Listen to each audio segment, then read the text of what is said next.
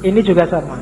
Katanya Rumi, sekalipun cinta telah kuuraikan dan kujelaskan panjang lebar. Ini syair ini diterjemahkan Abdul Hadi WM dan kelihatannya dipakai di film Ketika Cinta Bertasbih dulu. Namun jika cintaku datangi, aku jadi malu pada keteranganku sendiri. Meskipun lidahku telah mampu menguraikan dengan terang, namun tanpa lidah, cinta ternyata lebih terang. Sementara pena begitu tergesa-gesa menuliskannya. Kata-kata pecah berkeping-keping begitu sampai pada cinta. Dalam menguraikan cinta, akal terbaring tak berdaya, bagaikan keledai terbaring dalam lumpur hina. Cinta sendirilah yang menerangkan cinta dan kisah cinta. Nah, itu Rumi. Jadi orang yang bisa berpuisi seperti ini pasti ngalami. Tidak bisa enggak. Sepinter apapun kamu bikin puisi, kalau belum pernah jatuh cinta benerman, puisimu tidak akan ada rasanya. Mending jangan bikin puisi cinta. Ya, bikin aja puisi-puisi eksploitasi alam itu. Ya kan? Kan banyak puisi eksploitasi alam. Angin berhembus, kemudian ya. Oke. Puisi yang mengeksploitasi alam itu. Oke. Kita lihat. Ini Masnawi. Di Masnawi Rumi banyak ngutip ceritanya Laila Majnun untuk menjelaskan cinta. Laila Majnun yang karangannya Nizami. Saya membayangkan entah kapan sesi cinta ada beberapa novel cinta dari dunia sufi ya, bukan dari dunia populer, yang bagus untuk kita kaji di ngaji entah kapan, termasuk Laila Majnun. Jadi satu ketika Majnun ini sakit, badannya lemah. Terus dia datang ke tabib. Sama tabibnya, "Oh Majnun, ini untuk biar sakitmu ringan, kamu harus dibedah sedikit. Ada bagian tertentu tubuhmu yang darahnya harus dikeluarkan." Majnun, "Oh, jangan, saya takut." Tabibnya heran, "Loh kamu ini gimana sih? Kamu kan sudah lama jadi orang gila. Sudah keluar masuk hutan, ketemu macan, ketemu. Kok takut hanya dibedah kecil aja?" "Bukan, saya takut Laila terluka." "Loh Laila mana? Yang dibedah itu dirimu, bukan Laila." "Loh enggak, di setiap jengkal tubuhku, setiap tetes darahku itu sudah tercampur oleh Laila. Aku sudah tidak bisa membedakan lagi."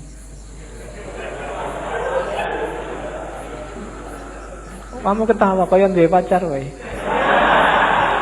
Oke, ya. Jadi itu maksudnya apa? Ketika orang jatuh cinta, dia sudah kehilangan dirinya. Yang ada hanya yang dicintai. Dia tidak peduli kalau dirinya sendiri luka, tapi jangan sampai yang dicintai luka. Itu Majnun. Majnun ini sebenarnya anaknya bangsawan yang jatuh cinta sama Laila. Ya sayangnya agak tragis ceritanya. Bagi yang baca Nizami nanti banyak momen-momen. Ada momen yang menurut saya bagus. Misalnya ketika Majnun saking pinginnya ketemu Laila yang sudah dinikahi orang lain, dan khawatir ketahuan keluarganya Laila, karena kalau ketahuan keluarganya Laila dia bisa diajar. Jadi waktu ada gerombolan ternak kambing lewat depan rumahnya Laila, dia ikut merangkak di situ bareng, hanya sekedar untuk melihat rumahnya Laila.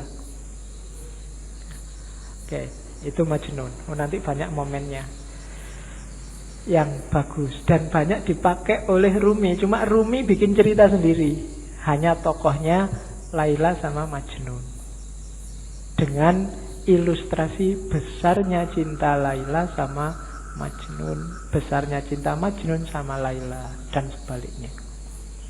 Jadi Rumi ingin bilang bahwa tanda-tanda bahwa kamu jatuh cinta beneran adalah ketika kamu tidak lagi egois, tidak lagi mikir keuntunganmu apa. Sama Allah juga begitu. Kalau kamu masih ngitung-ngitung untungnya apa, belum ikhlas sejati, masih belum tanda-tanda cinta. Orang yang cinta itu disuruh apa aja iya, dan gak minta balasan. Disuruh sholat duha, iya sholat duha. Disuruh ngaji, iya ngaji. Gak usah mikir, kalau sholat duha itu nanti rezekinya bisa langsung datang. Gak usah. Itu berarti masih ngitung-ngitung balasan. Barang siapa membaca surat Al-Waqiah setiap malam Jumat, maka itu berarti masih mikir reward, masih dagang sama Allah. Bukan salah, cuma levelnya masih belum level cinta. Kalau level cinta, ngaji ayo, disuruh baca Waqiah ayo 3 kali ndak apa-apa, baca Yasin 10 kali ndak apa-apa. Ndak mikir kalau 10 kali balasannya maka ini, kalau ini enggak. Kalau masih itu masih dagang. Kalau masih dagang, belum cinta. Kalau cinta, tidak mikir balasannya apa. Kenapa? Karena kamu sudah melupakan dirimu. Yang kamu ingat hanya yang kamu cintai. Yang penting Allah senang. Allah rela. Waktunya enak-enaknya orang tidur, aku bangun. Kenapa? Allah senang yang kayak gini. Waktunya orang cepat-cepat berangkat kerja, aku sholat dulu. Sholat duha. Kenapa? Allah senang yang kayak gini. Bukan karena tak sholat dulu nanti biar rezekiku lancar, biar masih ada reward yang kamu pikir, masih mikir balasan. Sama kayak kamu traktir pacarmu, ya sekarang traktir tapi nanti harus mau lo ya boncengan. Itu masih mikir reward, masih mikir aku cinta padamu tapi kamu cinta padaku juga kan? Kalau enggak ya aku nyari yang lain, itu berarti belum.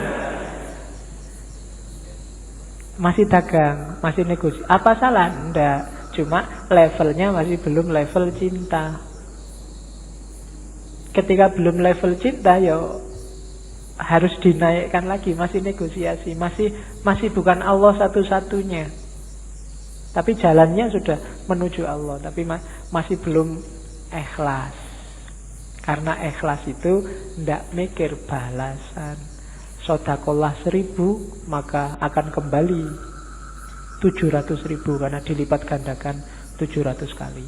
Ini kalau masih hitung-hitungan itu kesenangan koruptor-koruptor. Koruptor itu saya korupsi 1 juta, kemudian tak sodakohkan aja 10 juta.